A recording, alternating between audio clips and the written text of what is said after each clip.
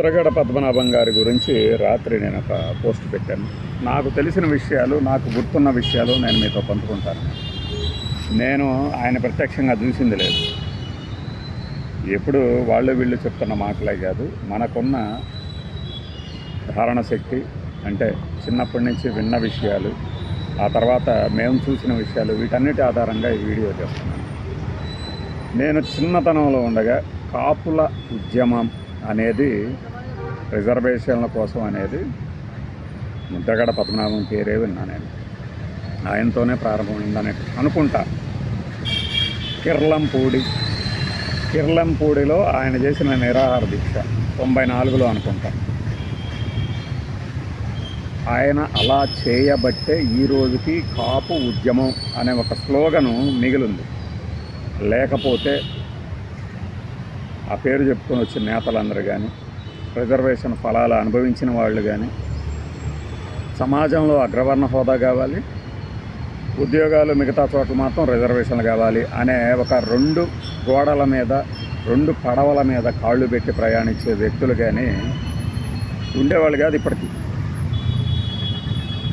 అగ్రవర్ణాలలో ఉన్నంత మాత్రాన పేదలకు రిజర్వేషన్లు ఇవ్వకూడదా అంటే ఆ లెక్కన ఒక కాపులకే కాదు, ఎవరికైనా ఇవ్వచ్చు. సరే, టాపిక్ ఎటో వెళ్లకుండా, నాకు తెలిసి ఆయన ఒక 30 రోజుల వరకు నిరాహార దీక్ష చేసినట్లు గుర్తు. నాకు సరిగ్గా గుర్తులేదు,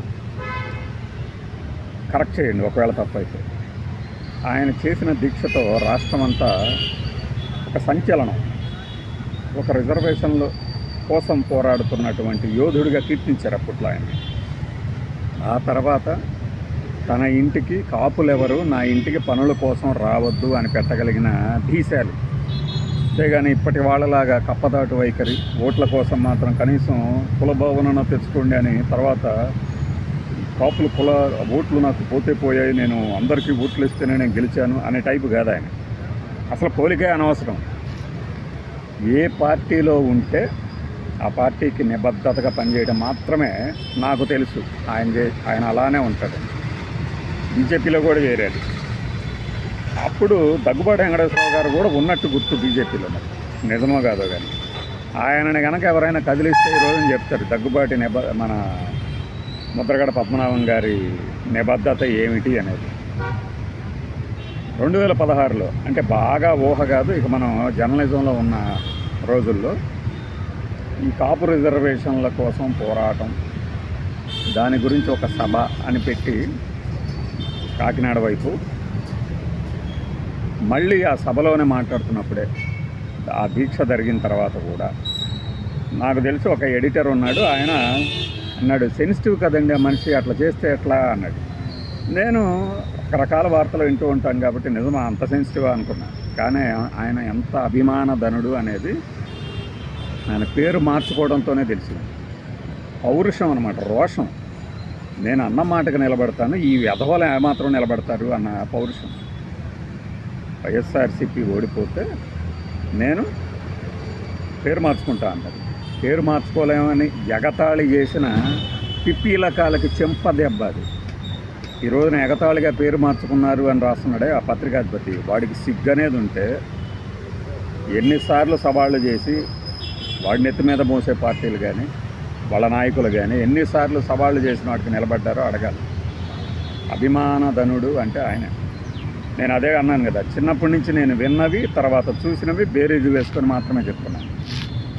అలానే ఆయన కుమార్తె చివరి రోజుల్లో పెట్టిన క్షోభ అంతా ఇంత కాదనమాట. నువ్వు ఆ కుమార్తెకి నిజంగానే, ఆయన కూతురికి ఆయన మీద శ్రద్ధ ఉంటే ఏ పార్టీలో చేరకుండా మాట్లాడాలి. అవతల పార్టీలో చేరి ఆయన వెంటిలేటర్ మీద ఉంటే జగన్మోహన్ రెడ్డి రాలేదు, ఇదేనా కాపుల మీద ఉన్న శ్రద్ధ అని చీప్ టాక్టిక్స్ వాడటం ఏంటి? ఆ రోజని చెప్పారు కొంతమంది, ఆమెకి ఏమి తెలుసు అని మాట్లాడుతుంది జగన్మోహన్ రెడ్డి గురించి. ఒక చోట నుంచి స్పెషల్ ఫ్లైట్ పంపించారు అని చెప్తారు, అది నిజమో కాదో కానీ ఆ విషయం తెలుసా ఈ అమ్మాయికి, ఈ లేడీకి? అందుకనే ఈ రోజున ఆవిడికి చివరి చూపు దక్కనీయకుండా చేశారు అంటున్నారు. నేనైతే మరీ బాగా ఆలోచించి ఒక పతాక స్థాయికి వెళ్ళిన తర్వాత మరణం అనేది చివరి క్షణం. ఇక భౌతిక దేహం కనపడదు.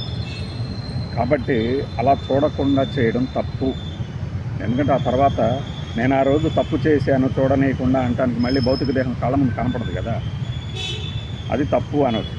కానీ ఆమె పెట్టిన క్షోభ రాజకీయంగా, పైగా ఇంటి పేరు మార్చుకొని వెళ్ళిపోయిన అమ్మాయికి తండ్రిని ప్రశ్నించడం ఏంటి? తీవ్రమైన అనారోగ్యంతో బాధపడుతున్నాడు, క్యాన్సర్తో బాధపడుతున్నాడు అని చెప్తున్నప్పుడు రాజకీయాలు పక్కన పెట్టి దగ్గర చేరాలి కదా కుటుంబం అంటే. లేదు నాకు రాజకీయాలు ముఖ్యం అంటావా, నీకు ఇదే తగిన శాస్త్రాన్ని కొంతమంది అంటారు. నేనైతే ఏకీభవించను. కానీ ఎందుకంటే ఒక మనిషి పూర్తిగా వెళ్ళిపోయిన తర్వాత ఇంక మనం అలా జరిగి ఉండకూడదు, ఇలా జరిగి ఉండకూడదు అంటే అది అబద్ధిక. ఈ కోణంలో కూడా జగన్మోహన్ రెడ్డి ఏదో ఆయన దగ్గరికి వస్తాను అంటే ఆయన రానివ్వలేదని ఒకడు, తర్వాత ఈయనే వెళ్ళలేదని ఒకడు, ఆ ఇద్దరు కూడా ఒకడే. చీప్ ఫెలోస్ అంటే చీప్ ఫెలోస్. ఒక చిత్తి మీద కూడా రాజకీయాలు వేరుకునే వ్యధవలకి ముద్రగడ పద్మనాభం ఒక శిఖరం. మిగిలిన విషయాలు పక్కన పెట్టండి. మధ్యలో టీడీపీ ప్రతిపక్షంలో లేనప్పుడు మాత్రమే బయటకు వస్తాడు, అధికారంలో ఉన్నప్పుడు మాత్రమే రిజర్వేషన్ గురించి మాట్లాడుతాడు అంటే ఆయన కులం నుంచే వెలివేశామని చెప్పేసి కొంతమంది ప్రకటించుకున్నారంట కదా. మరి ఇప్పుడేమంటారు? ఎవరు ఏమనుకున్నా ఆ ఒంటరి, బలిజ, ఇంకా తెలగ ఇలాంటి ఒక కమ్యూనిటీలు ఉంటాయి. ఇవన్నీ కలిపి కాపు అని ఒక పరిధిలోకి తీసుకువచ్చి వారందరికీ రిజర్వేషన్ల ఫలాలు కొంతకాలమైన 94 నాకు తెలిసి కోట్ల విజయభాస్కర్ రెడ్డి గారు అప్పుడు ముఖ్యమంత్రి, బంగారు భళ్యంలో ముఖ్యమంత్రి పీఠాన్ని ఎన్టీఆర్ గారికి అప్పగించిన మహానుభావుడు. ఆయన సమయంలోనే ఈ రిజర్వేషన్లు వచ్చాయి. ఆ తర్వాతే కొద్దిగా ఇవ్వటము, కొద్దిగా తీయటము, మళ్ళీ పెట్టడము, ఇట్లాంటివన్నీ రిజర్వేషన్ల విషయంలో జరుగుతూ వచ్చింది. ఆయన లేకపోతే వీళ్ళెవ్వరు లేరు, రాజకీయంగా ఇన్ని స్థానాల్లో ఉండేవాళ్ళు కాదు. పైగా ఇప్పుడు ఆయనకి ప్రభుత్వ లాంఛనాలతో అంత్యక్రియలు జరుపుతున్నారు అంటే దాని అర్థం కూడా ఇదే ఉంది. దానిలో కూడా ఎక్కడ పట్టించుకోకపోతే చూసారా ఇది కూడా చేయలేదని ఎక్కడ మాట్లాడతారా అని చెప్పి చేయాల్సిన పరిస్థితి. స్థాన మరణంతో కూడా ప్రత్యర్థి పార్టీలకి ఒక ఎజెండా ఫిక్స్ చేసేది.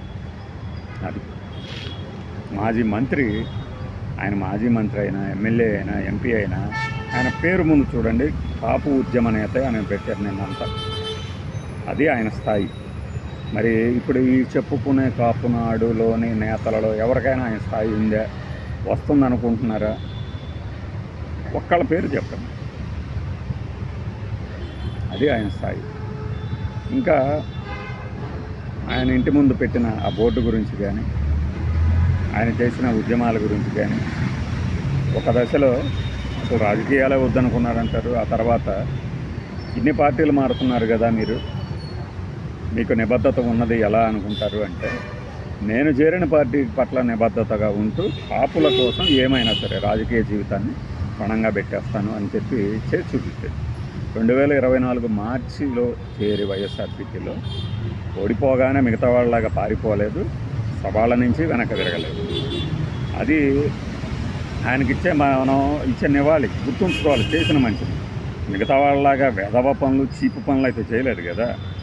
మరి సోషల్ మీడియాలో ఇంకా పనికి మాలిన పోరంబోకు వెధవలు ఏవేవో కామెంట్లు పెట్టేస్తున్నారు అంటే వీటిని చితి రాజకీయాలు అంటాం కూడా కాదు, చీప్ రాజకీయాలు అంటాం తప్పితే మనం చేయగలిగింది ఏం లేదు.